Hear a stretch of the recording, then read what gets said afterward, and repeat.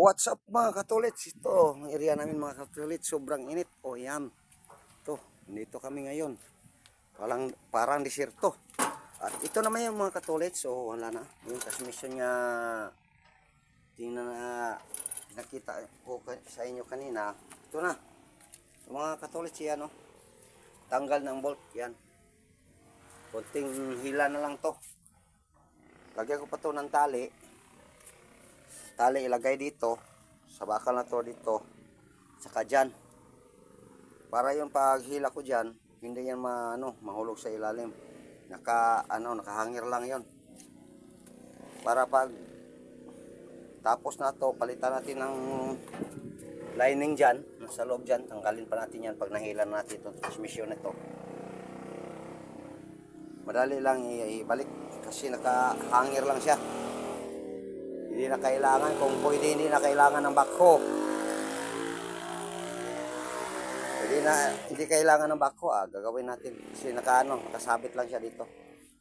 Mga katulits, sobrang hirap. Dalawa lang kami rito mga katulits niya.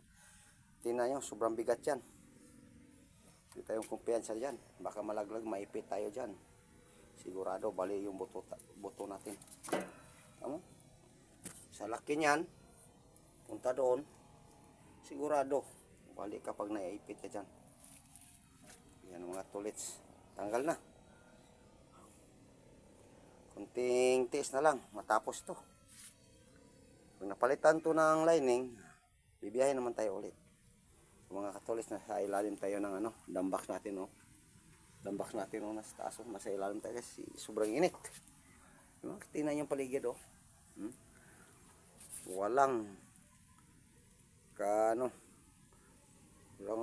Wala tayong masilungan dyan. Mayroon tayong masilungan nandun malayo sa likod. Tapos bangi pa yan dyan.